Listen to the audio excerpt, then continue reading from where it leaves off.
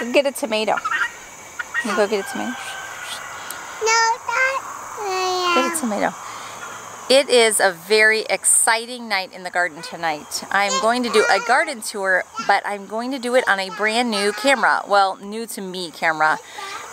About probably a week ago, I just told Jason I'm ready for a different camera because I've been using the same old camera for a very long time and it's starting to have a couple issues. And so we bought this Canon EOS M3 something or another. I'm obviously not the technical person. Got it off eBay for a great deal, so I'm still getting used to it, you know, still getting familiar, so we'll see how this goes. But anyway, let's get to the garden.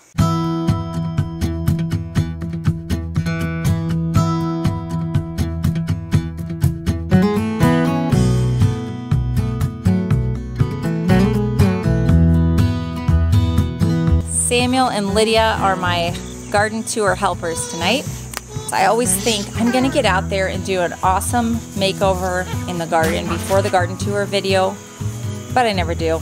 It's life with 9 kids, homeschooling, running businesses, all of these things. The garden just has to survive as it is. So this is a completely unprepared garden tour walkthrough of what our garden looks like right now at the beginning of September. So let's just start here at the beginning.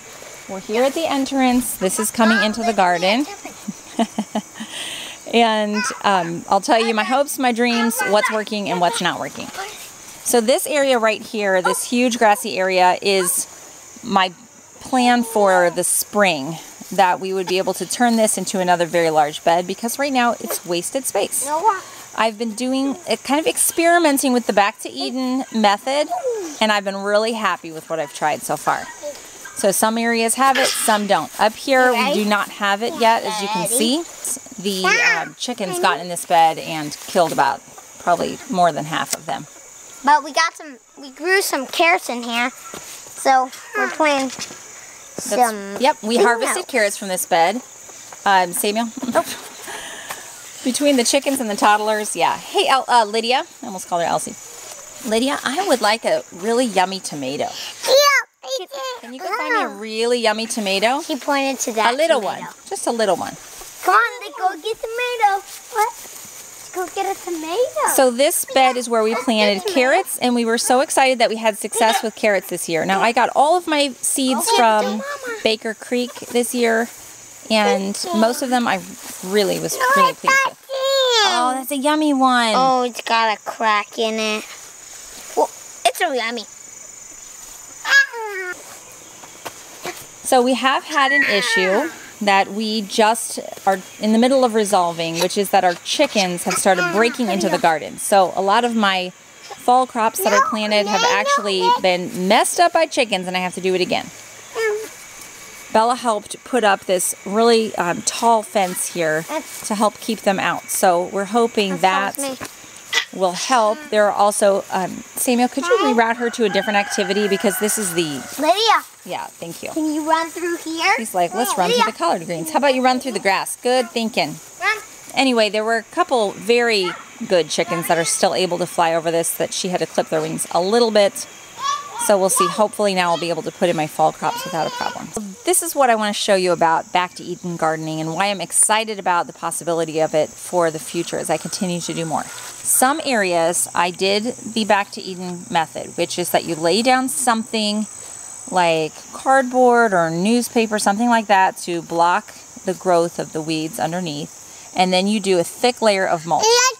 Now, even though this has, the mulch has kind of, you know, been kicked away by kids over time, I was able to weed this so easily just from that little beginning effort that I made.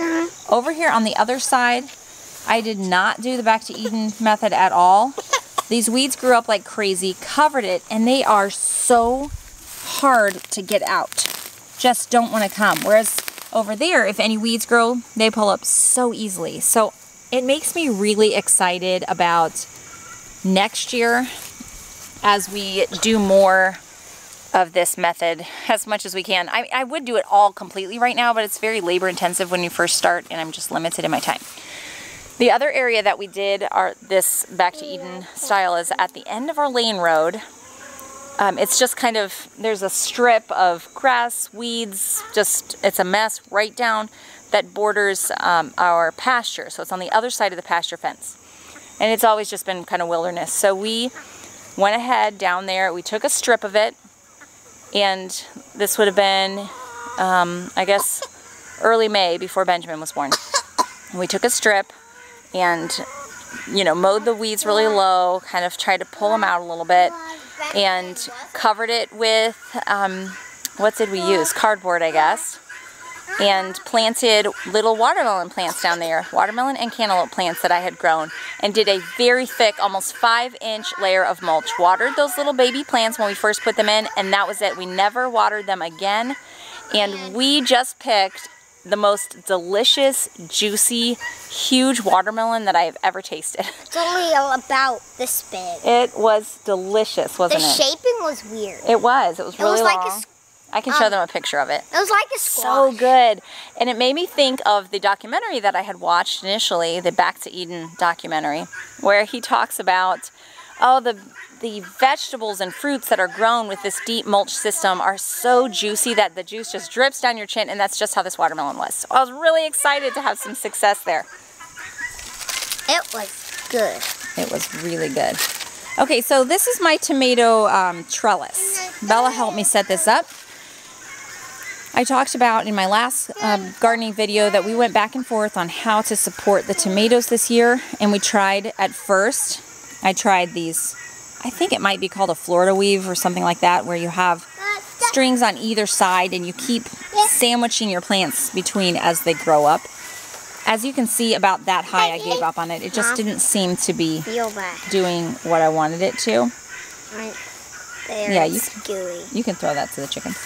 So then it was suggested to me to do this other style where you have a wire or string or something at the very top, and then one string going down for each plant that you tie that plant to.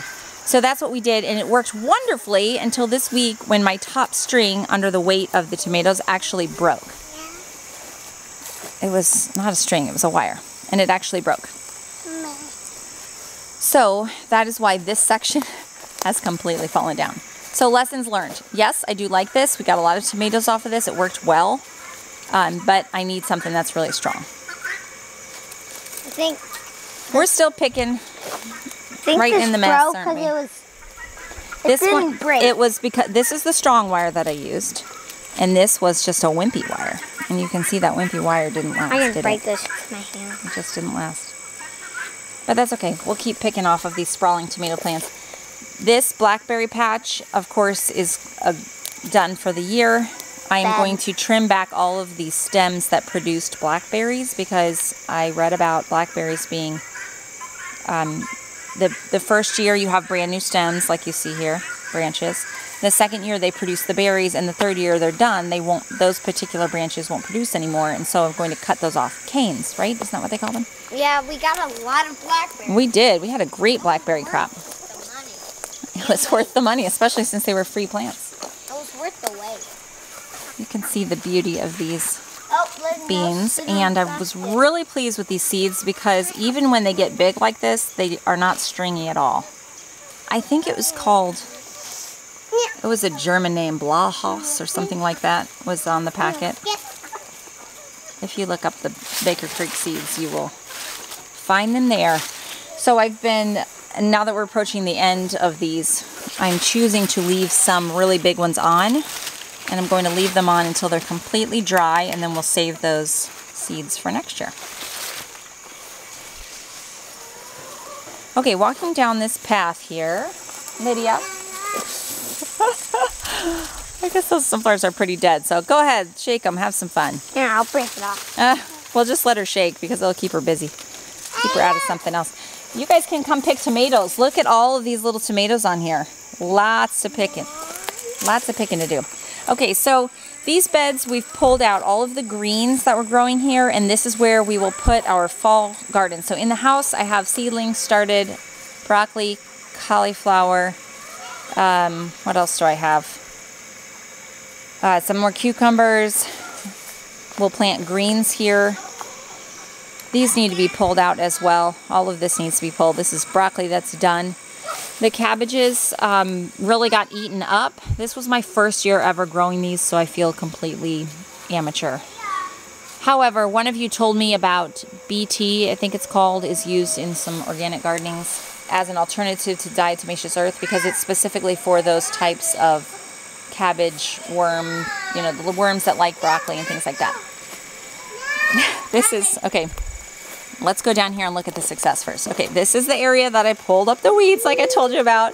And my goal with this is to make these pretty paths where I lay down a weed barrier that's a little bit more permanent. I'm scared of it because it hits her head. We'll go the other way then. Doesn't like it. And then, you know, a thick layer of mulch on that. So I make some nice paths. That needs to be done here and here. Also, oh, so much to do. Always so much to do. These beds, the reason that I even have these raised beds here is because a friend, here buddy, you can take it all the way down there, okay? A friend gave them to me. They had them, and this was a couple years ago when we first moved into this place. So it would have been probably 3 years ago is when we moved in. They already had these built. They brought them over for me, and so I just plopped them down and filled them with dirt. However, you can see they're not lasting. They're falling apart. So we made new ones. We did make some new ones up there. Those I had put those together. But my dream is to have much taller raised beds. I like the raised bed system simply because it helps toddlers and little ones to understand this is a garden area, this is a walking area. It's just made it a lot more successful. But now that they're getting broken down, as you can see, it's not working anymore. So I would love to build some taller ones. And maybe I would just build them right around these so that I wouldn't have to figure out about moving them. So that's on my hope to do list. And then all of these weeds in the aisle there. Let's look over here. It's just so much prettier here, isn't it? Okay, so this is some leftover greens that grew, some chard that I had here that we can still pick and eat. This was my first experiment with the Brussels sprouts. They've been in here all summer long. I don't know if that's normal. I guess I should check the seed pack again for how long it takes, but they are there. It really happened. Yep. In spite of the worms that tried to get them. So that's pretty exciting. These got attacked. Yep. So now we know that we have to kind of battle these worms. Yeah. Some of these might, but okay, come out here. We don't want to step on the baby plants. You have a pocket. That's right. Mom. 2 pockets? You were saying that word really well. 2 pockets. Yeah, 2 pockets. I'm 5'5". So I guess we don't have any sunflowers that you eat. Well, right over there is one, Samuel. Go look in Jeremiah's garden. Oh, look. There it is, right there. Can you see that? How do I zoom this thing in? This is going to be a learning experience for me. There it is. These are the birds. If you can see right, whoops, there's my finger, right there. These are the birds that fly there and hang upside down and eat the sunflower seeds. And honestly, part of me is like, it's so cute the way they do it, and they're enjoying it so much, maybe we'll just leave it for them. Let them enjoy it. This was a beautiful bed of beets that I planted for the fall. And this is one of the beds that the chickens scratched around in and killed all but, what, 4 of them? Proof! There's a feather. Proof. You found a chicken feather. Proof. So now that we have the fence fixed, I'm going to plant some more beets and we're going to try again here. Again, obviously this is an area that I put a little bit of mulch on, but I was not able to do the back to Eden method, which is a lot of mulch, simply because I was limited by my raised beds. So we're going to take them about a foot high. That would be nice. Yeah, we'll see if I get it done. So we can put more mulch. Right. Because the beauty of the mulch, when you get it really high, is that the bottom layer starts breaking down into this wonderful soil. And it just keeps going. As you add more, it breaks down. The problem is the chickens like mulch for worms and things. They really like mulch. So that's the whole reason they want to come in here, is scratching in the mulch, which they destroyed most of our seeds that we planted. So we'll have to replant them. Yep. Try again. So we could just put the mulch pile that we have. It's a really big pile of mulch. Right. Just move it in the chicken yard. That was Samuel's idea. Just give them their own pile of mulch, then they'll leave ours alone. Yeah. But now they can't get in here because Bella clipped their wings, all the little chicks. They just fly over it. We hope that'll be the end of it. We'll see. Yeah. This was our zinnia bed. My dad broke it. I know you are so into your pockets. This is a garden tour, not a pocket tour, Lydia. We planted zinnias along here. So pretty. Oh, I know. Aren't they wonderful? And then, let's see, over here. Let's see if I can step here without getting into anything. Over here we have more sunflowers. That's got How cool that is. You can't even see because it's dark as can be. Yeah. And down here, this was an echinacea plant and this black-eyed Susan plant from my neighbor, which they are kind of, you know, they're at the end. They're not looking so pretty anymore. And then up here, I have a big pile of mess and a random tomato plant that is still producing beautifully right in the middle of the mess and the weeds. All right, guineas, we hear you. Okay, we're going to walk all the way around here to the other side. There they are. What a noisy bunch. Get out of here. These are our meat birds, so they're in a completely different area that goes around the corner. So, okay, so this is my pot of asparagus. I said this in the last video that I read that you have to put it in a temporary spot first and then transplant it to a permanent spot after you figure out which ones are the males and which ones are the females. The females, I guess, produce the berries. Help me out here, guys. This is all new to me. Hi there, puppies. Okay, down here around the corner, this is the greenhouse, which isn't used right now. And this is some fall crops that I have planted. So these are more of the purple beans, which I'm going to have grow right along this, just to give us some for the fall. And these are 3 okra plants that came up. I am brand new to growing okra. I know nothing about it, and I even have to figure out how to cook it. So if you have any advice for me, let me know. But I acquired some okra seeds, and there they are. We fed them, keeping quiet. Just a little bit, and they're all over there, pecking all around. Thank you, saving the day. So, like I said, this was all lined with sunflowers. There's one left here. It was pretty. But we're moving into a different season. Lots of beans that need to be picked. They keep me busy. And then next year, so once these beans are completely done, I'm actually going to rip up this whole thing. This was the second year, so it was left over from last year. I tried planting tomatoes in between these. This year, as you can see, it kind of collapsed and fell into itself. These all were standing upright at one point. But we made them out of some small saplings that we cut down from the woods, and they just didn't last more than 2 years. So we might take these all off and put on new ones. That's right. We're going to do something completely new for next year. But for now, this worked well. Served us well. We have some more zinnias back here. And some basil, which I had actually completely picked this basil plant. And we made a bunch of pesto, and now it's grown back again. So we get to have take 2. Take 2. Take 2. Let's go. Take 2.